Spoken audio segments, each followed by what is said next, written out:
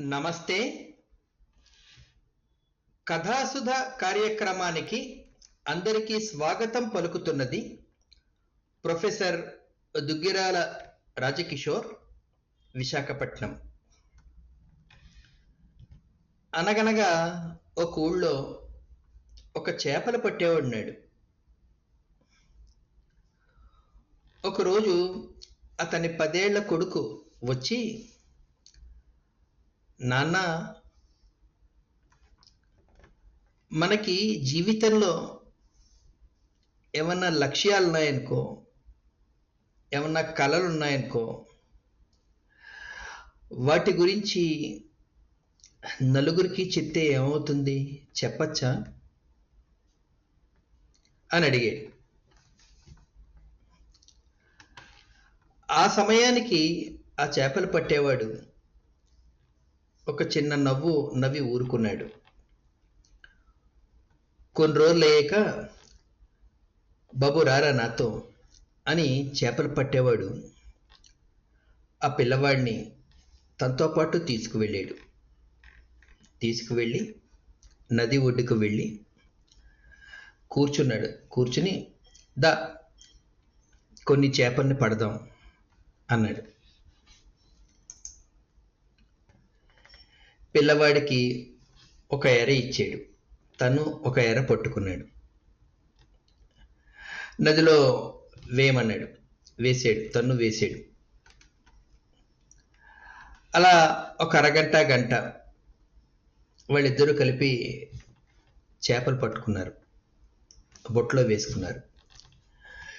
తిరిగి వస్తూ ఉండగా, నాన్న, నదిలో చాలా చేపలుంటాయి కదా, మరి కొన్ని చేపలు మాత్రమే ఎందుకు మన ఎరకి చిక్కేయి అని అడుగుతాడు నాన్న. పిల్లవాడు చెప్తాడు, నాన్న,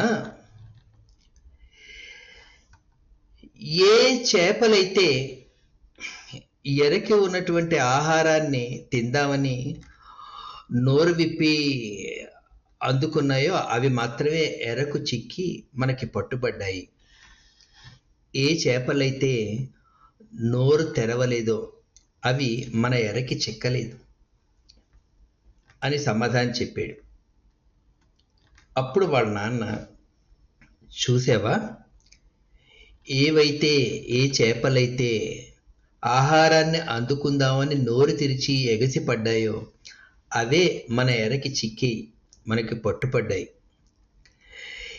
ఏ చేపలైతే నోరు విప్పలేదో, వాటి మానాన అవి తప్పించుకుని వెళ్ళిపోయాయో అవి మనకి చిక్కలేదు. గుర్తుంచుకో, జీవితంలో పైకొద్దామని, సాధిద్దామని నీకెన్నో లక్ష్యాలుంటాయి. నీకంటూ కొన్ని కలలుంటాయి నెరవేర్చుకుందామని. అవి నీవే కావచ్చు, కానీ వాటిని నలుగురు ముందు వ్యక్తం చేసి బహిరంగపరిచి నలుగురితో చెప్పుకుంటే ఏమవుతుంది అని నీకు అనిపించవచ్చు.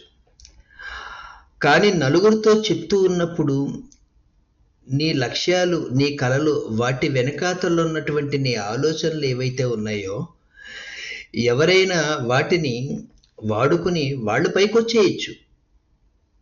నిన్నేం మోసం చేయకపోవచ్చు, కానీ వాళ్ళు పైకొచ్చేయచ్చు. ఆ రకంగా నీకన్నా ముందే వాళ్ళు విజయం సాధిస్తారు, నువ్వు వెనక పడిపోతావు.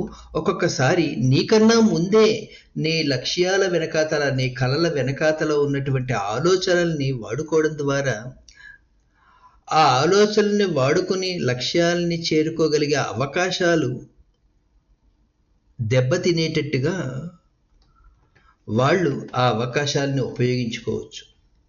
కాబట్టి నీ లక్ష్యం ఏంటో నీకు స్పష్టమైన తరువాత, నీ కలలు వేటిని నిజం చేసుకుందాం అనుకుంటున్నావో, నెరవేరాలనుకుంటున్నావో, వాటి విషయంలో ఒక స్పష్టత వచ్చాక నీకంటూ ఉన్నటువంటి ఆలోచనలు నిర్ధారించుకుని ఆ మేరకు నువ్వు అడుగులు వేసుకుంటూ వెళ్ళు. నువ్వు ఎప్పుడైతే నీ కలలు నెరవేర్చుకుంటావో, నువ్వెప్పుడైతే నీ లక్ష్యాన్ని సాధిస్తాయో ఆ విజయమే నువ్వంటే ఏంటో ప్రపంచానికి చూపిస్తుంది. ఈలోగా ఎట్టి పరిస్థితుల్లోనూ నువ్వు తీసుకున్న నిర్ణయం గురించి, నీ కలలు నెరవేర్చుకోవడం గురించి, నీ లక్ష్యాలు సాధించడం గురించి ఎవ్వరి దగ్గర కూడా నోరు విప్పకు. నిశ్శబ్దంగా పనిచేయి. మౌనంగా అంకిత భావంతో అడుగులు వేసుకుంటూ నీ లక్ష్యాన్ని చేరు. నీ విజయమే నువ్వేంటో నీ ప్రపంచం ముందు ఒక మాటగా నిన్ను నిలబెట్టి చెప్తుంది అని ఆ తండ్రి కొడుక్కి సమాధానం చెప్తాడు.